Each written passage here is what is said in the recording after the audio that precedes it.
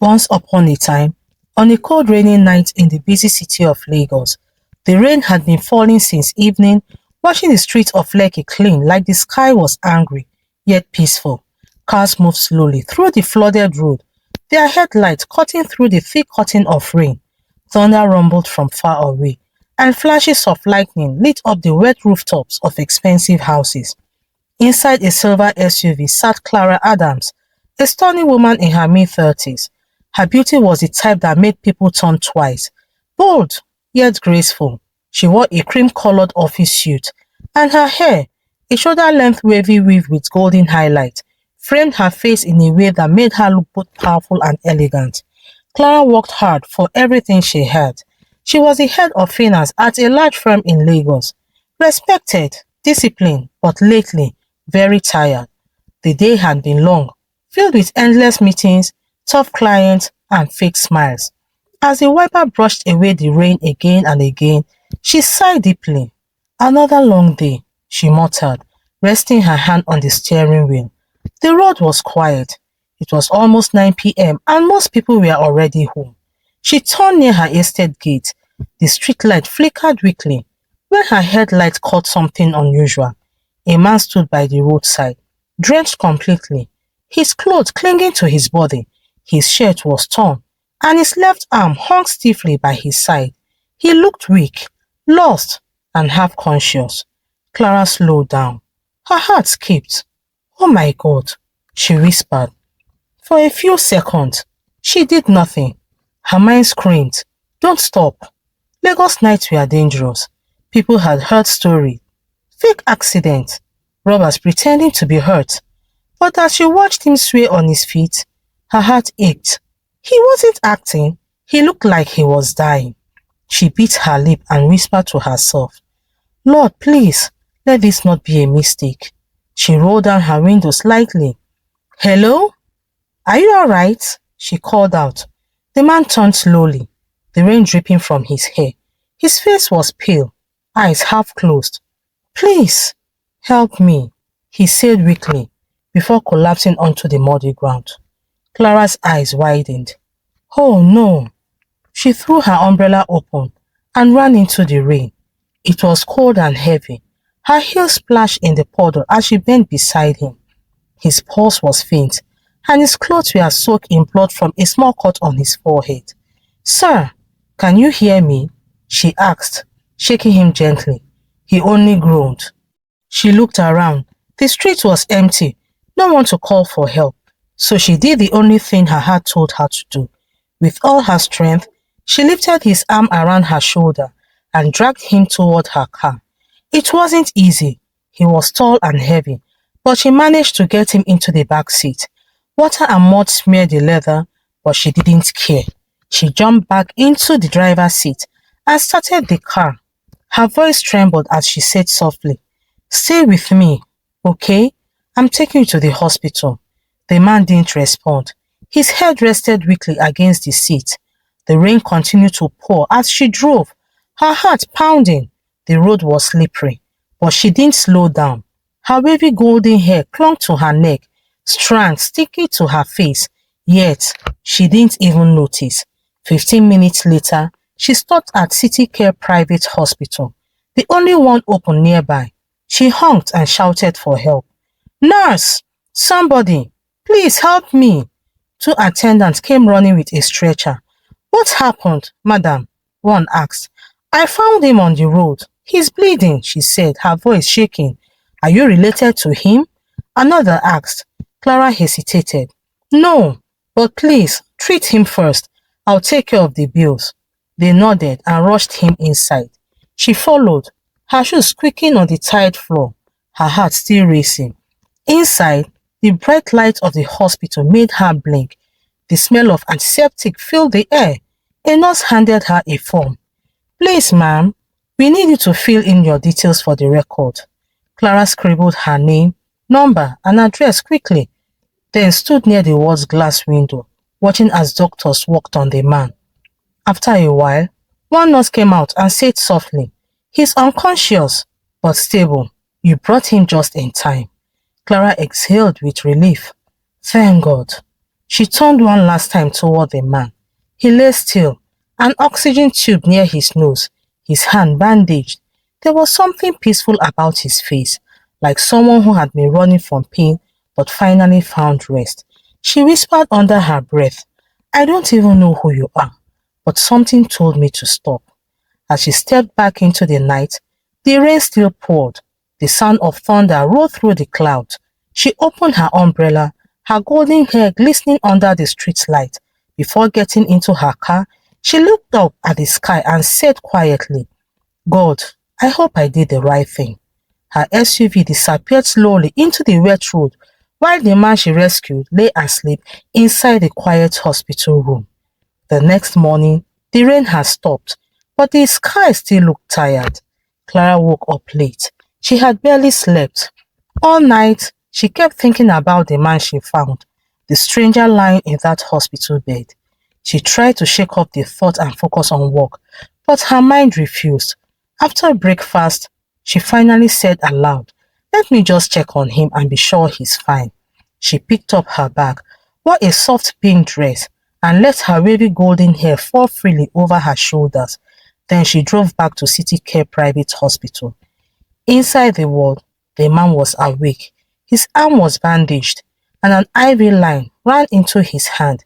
His eyes were calm, deep and gentle, the kind that spoke even without words.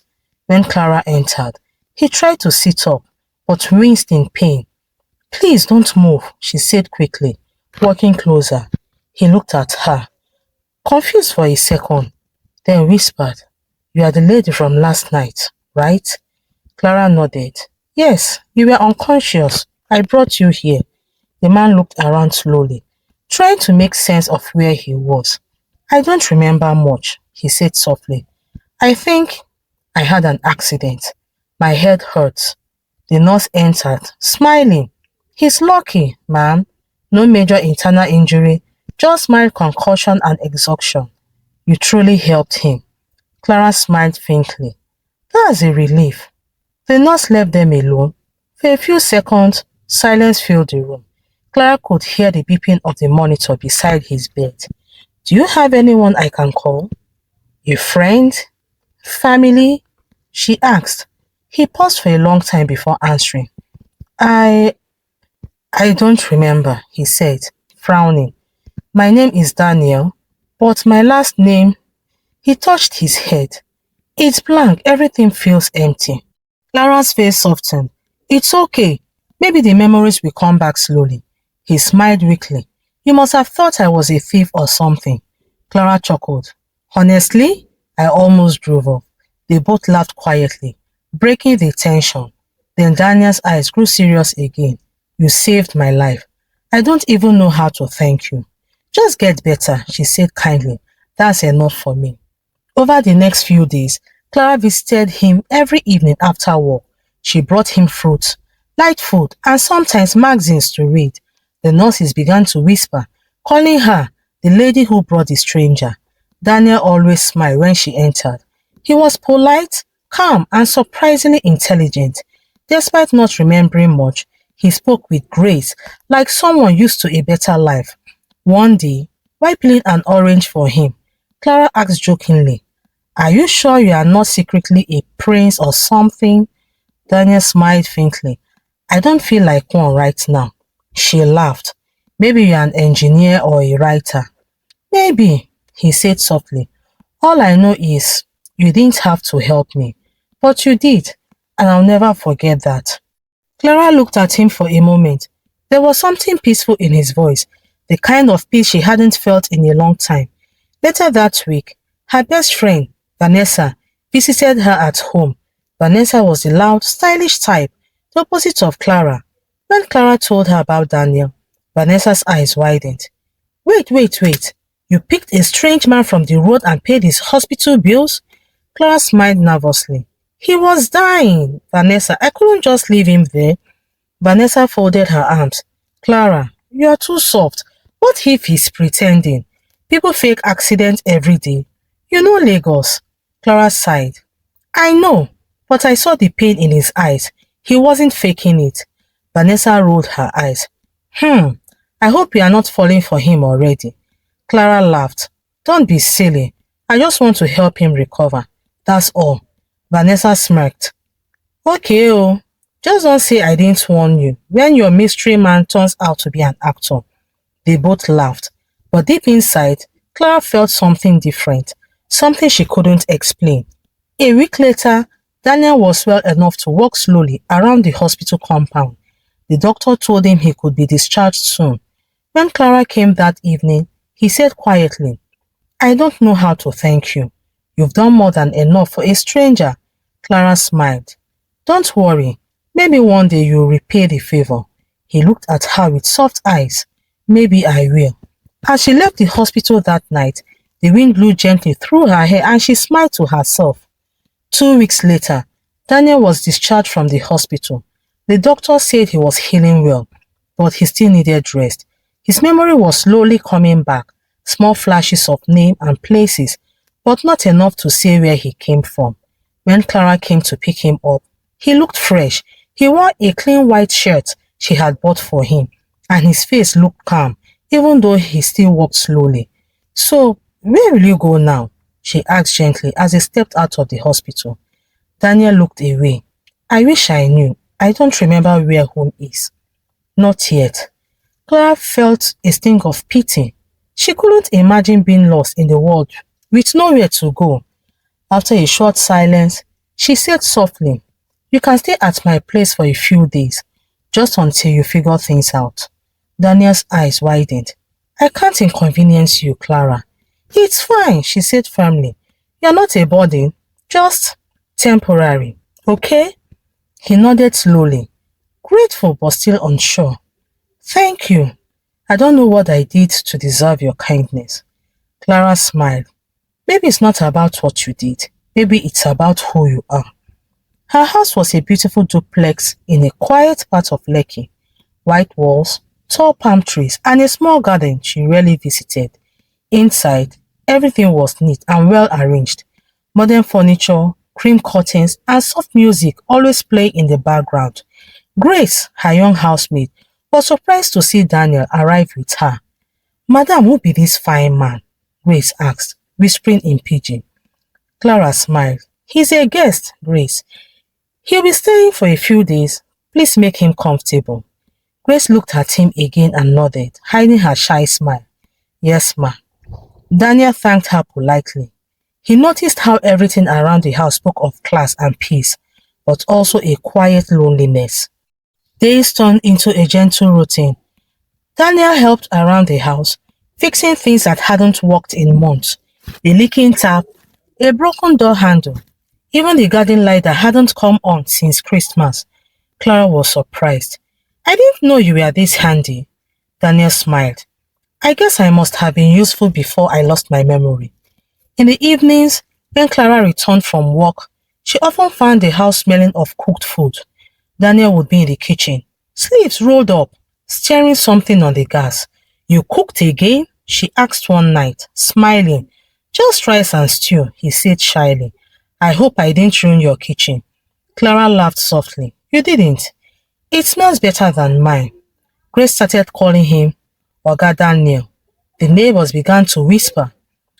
Madam Clara don't bring man home, one said in pidgin. Maybe a wedding soon. Clara ignored them. But deep inside, she felt something warm growing, a peace she hadn't felt in years.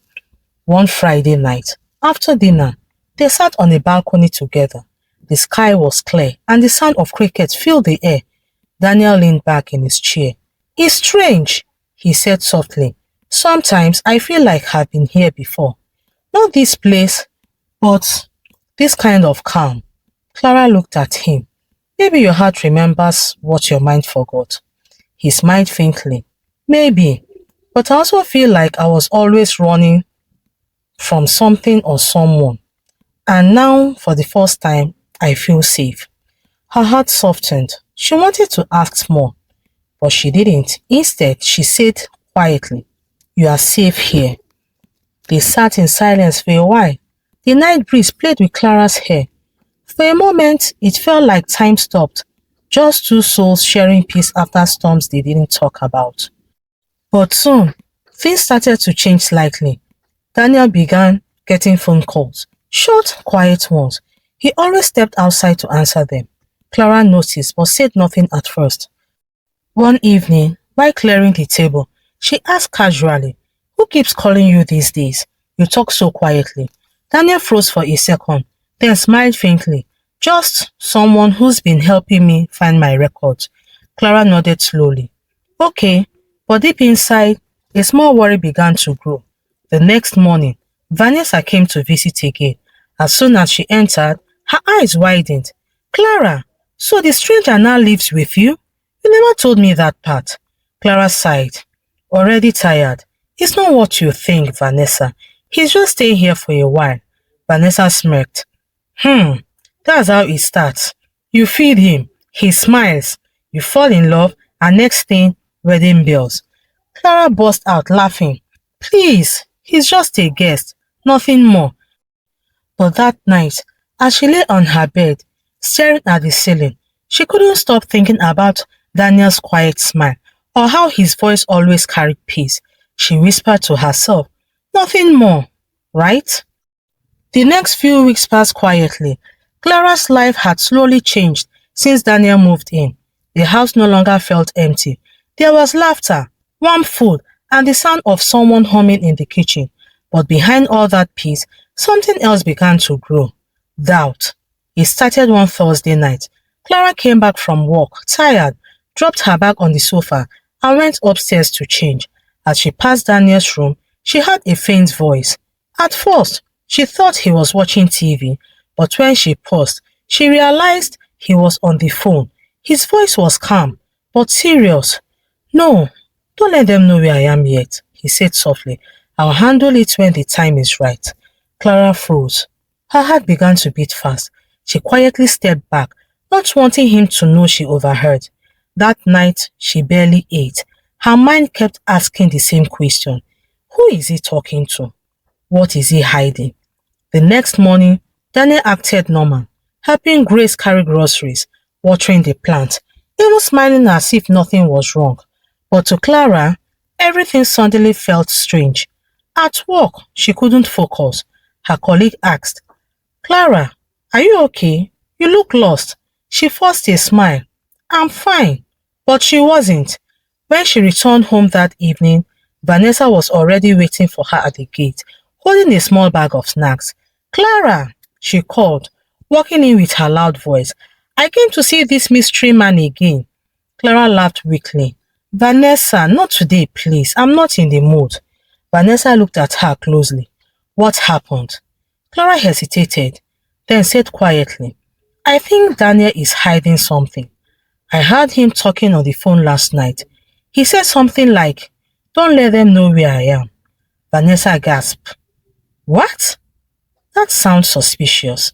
My sister, you better shine your eyes, oh. You don't even know this man's real name." Clara sighed. "He's been kind, respectful.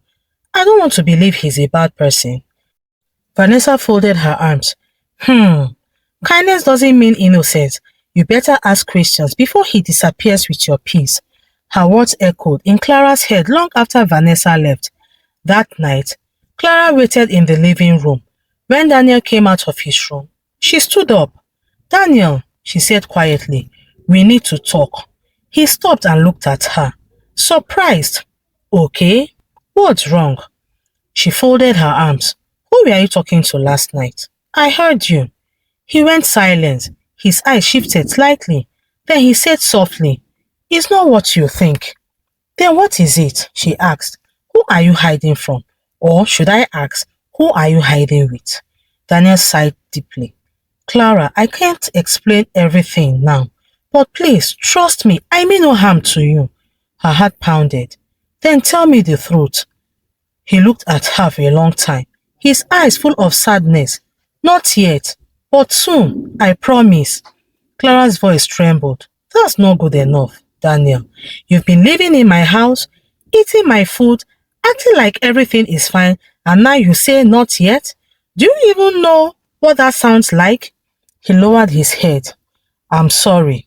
The silence that followed was heavy. She turned away. blinking back tears. Maybe it's time you leave, she said quietly. In the morning, Daniel tried to speak, but the words died in his throat. He simply nodded. That night, Clara couldn't sleep. The house felt too quiet. She stared at the ceiling, wondering if she had made a mistake letting him into her life. Was he a criminal? Was he running from someone? The questions chased each other in her head. Around 3 a.m., thunder rolled again, and the rain began to fall. The same kind of rain that fell the night she met him. Clara got up and looked out the window. His room light was off. Everything was dark. Then she heard something. A car starting outside. She rushed to the balcony, her heart racing. A black car drove away slowly through the rain. Daniel! She called out, but her voice was lost in the sound of the downpour. She ran downstairs and opened the door. The compound was empty. By the gate, under the porch light, she saw a sealed brown envelope lying on the floor, wet from the rain. Her hands trembled as she picked it up. Her name was written on it, in Daniel's handwriting. To Clara. She stood there for a long time, the rain soaking her nightgown, her hair clinging to her face. Her lips moved softly as she whispered, "Who are you, Daniel?" She looked up at the sky. The rain kept falling, heavy and endless, like it was trying to hide her tears. Morning came slowly. The rain had stopped, but Clara's heart was still heavy. The brown envelope Daniel left behind sat on the table, untouched. She hadn't slept all night. She kept asking herself the same questions again and again. Who was he really? Why did he lie? Was I a fool to trust him? The silence in the house was too loud. No laughter, no calm voice, no scent of food, just emptiness. Finally, she walked to the table and picked up the envelope. Her fingers trembled as she broke the seal. Inside, she found a bank draft and a folded letter. She unfolded the paper slowly and began to read. Dear Clara, if you are reading this, it means I've already left. Please don't be angry. I owe you my life. My real name is Daniel Cole, not Daniel James. I am the CEO of D. Cole Holdings. A few weeks ago, I was attacked and left for dead. It was not an accident. It was a planned attempt on my life by people close to me. My business partner and cousin wanted to take control of the company. They had been stealing funds for months, and when I discovered it, they plotted against me. That night, they staged a fake road accident on my way home from the office. My car was forced off the road near Ekpe. I woke up later in the bush, injured and confused.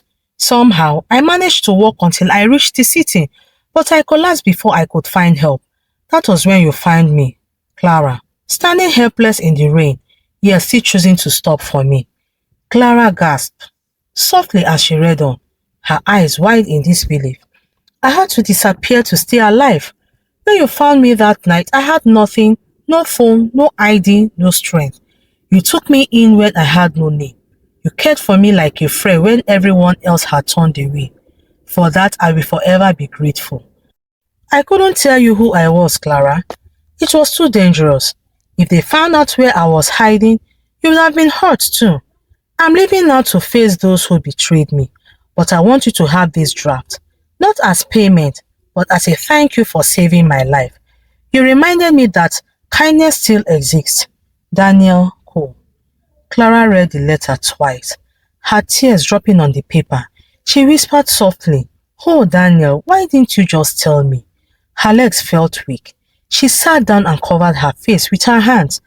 The man she rescued, the quiet, humble stranger she scolded and even doubted, was actually one of the richest men in Lagos. Just then, her phone rang loudly. It was Vanessa. "Clara, turn on your TV right now." Clara wiped her face and grabbed the remote. "What's happening?" Vanessa was almost shouting. "You're Daniel, the man you helped. He's on the news. They said he was missing for weeks and everyone thought he was dead." Clara's heart skipped. "What?" She switched to the news channel, and there he was, Daniel Cole, standing in front of cameras, reporters all around him. He looked stronger now, dressed in a dark blue suit, surrounded by security. The reporter's voice said, "After 3 weeks of disappearance, business mogul Daniel Cole reappears. thanking an unnamed woman who rescued him the night of the attack. Daniel spoke into the microphone. I owe my life to a woman I met on a rainy night. I was weak, lost, and hopeless. She didn't know me, but she helped me anyway. If she's watching, I want her to know that I will never forget her kindness. Clara's eyes filled again with tears. She placed her hand on her chest and whispered, That's me. She couldn't stop crying, not out of sadness, but out of something deeper. It was a mix of shock, relief, and gratitude. Later that evening, she drove to the hospital where she had first taken him. The nurses were talking excitedly when they saw her. Madam Clara, you heard the news, Abby? One said. The man you brought that night, he's the real Daniel Cole. You saved a billionaire. Clara smiled faintly. I didn't know. I just did what I thought was right. Another nurse said with wide eyes, You must be blessed, ma. Not everyone would have stopped that night. Clara laughed softly. Maybe, but I'm just glad he's alive. When she got home, the house didn't feel empty anymore. She walked to her room, folded the letter neatly and placed it in a small box on her bedside table. Then she stood by the window, staring at the city lights in the distance. The same rain that brought her a stranger had now brought her something more, a story of faith, kindness, and grace. She whispered to herself, Sometimes, blessings come in disguise. You never know who you are helping. The night breeze touched her face gently, like a soft answer from heaven. Clara smiled through her tears. Wherever Daniel was, she knew their path would cross again. 6 months passed. The city had returned to its normal rhythm. Traffic, bright lights, and endless noise. But for Clara, life had quietly changed. She had moved on with her daily routine, but sometimes, when rain began to fall, she found herself looking out the window, remembering that night, the stranger in the rain, the man she almost drove past. She never saw Daniel again after that day, but his letter remained in her drawer, clean and safe, a silent reminder that kindness never goes unnoticed. One Saturday morning, she received an invitation email from her company's client, D. Cole Holdings Foundation. They were hosting a charity fundraiser at a five-star hotel in Victoria Island, and her firm was among the sponsors. When she saw the name, D. Cole, her heart skipped a beat. She whispered, No, could it be the same Daniel? For a moment, she thought of ignoring it, but something inside her said, Go. That evening, Clara dressed in a soft gold gown that shimmered gently under light. Her hair was styled in loose wave that framed her elegant face. She looked beautiful, simple, confident, and calm. As she entered the grand hall, the sound of slow piano music filled the air. People were dressed in elegant clothes, smiling, talking, and taking pictures. Clara took a seat near the back, trying to stay unnoticed. After a few minutes, the host's voice echoed across the hall. Please welcome the man whose foundation made this event possible, Mr. Daniel Cole. The hall clapped loudly. Clara froze. Her heart began to race as she turned towards the stage, and there he was. Daniel walked to the podium wearing a black tuxedo. His face looked calm and confident, but his eyes, those same deep, gentle eyes, still carried warmth. Clara couldn't breathe for a second. It was really him. Daniel began to speak. His voice was steady, full of emotion. 6 months ago, I was given a second chance at life, he said. A stranger found me on a dark rainy night and saved me. She didn't ask who I was or what I had, she just helped. That single act of kindness changed everything for me. The people who betrayed me are now facing justice, but I've learned that forgiveness is the truest victory. Today, this foundation is dedicated to people like her, ordinary people who do extraordinary things out of love. Everyone clapped. Clara's eyes were wet. She wanted to stand, to say something, but her body wouldn't move. After the speech, Dana stepped down to greet some guests. As he moved through the crowd, his eyes searched the room, then stopped. He saw her. For a moment, everything around them became quiet. Their eyes met, and Daniel smiled softly, the same gentle smile she remembered from her balcony night. He walked straight toward her. Clara, he said quietly, his voice calm but full of feeling. Daniel, she whispered, almost breathless. You remember me? He nodded. How could I ever forget the woman who gave me back my life? She smiled, her tears shining under the light. I didn't expect to see you again. Neither did I, he said, but I promised myself that if it ever brought you back to me, I'd never let the moment pass without saying thank you properly. He handed her a small gold envelope. Inside was an invitation card that read, Join Deco Foundation as project advisor in honor of your kindness. Clara looked at him. Speechless. You want me to work with you? She asked softly. I don't just want you to, he replied with a gentle smile. I need someone with your heart. You taught me that success without compassion is empty. Clara felt a tear roll down her cheek. I don't know what to say. Then don't say anything, Daniel said. Just promise you keep being who you are, the woman who stopped in the rain. As the night ended, they stepped outside together. The sky was cloudy again and soft raindrops began to fall. Daniel opened an umbrella and held it over her. Looks like the rain wants to greet us again, he said with a smile. Clara laughed softly. Maybe it just wants to remind us where it all began. They stood side by side, watching the rain fall on the city lights. For the first time in months, Clara's heart felt light again, peaceful, whole, and grateful. The lesson to be learned from this story is that kindness is a seed, though it may take time, but it always grows into something beautiful. The story of Clara and Daniel reminds us that blessings don't knock loudly. They come quietly, drenched, tired, and unexpected. And when we open our hearts, we discover that even a stranger can become the miracle that we didn't know we needed. If this story touched your heart, please share it with someone who believes in goodness, because the world still needs gentle hearts like Clara's. Give this video a like, drop your thoughts in the comments, and don't forget to subscribe to my channel for more true life inspired African stories of love, faith, and second chances. Thank you for watching, and remember, every tale carries a lesson if only we choose to listen. Until I bring another true life tale your way, goodbye and remain blessed.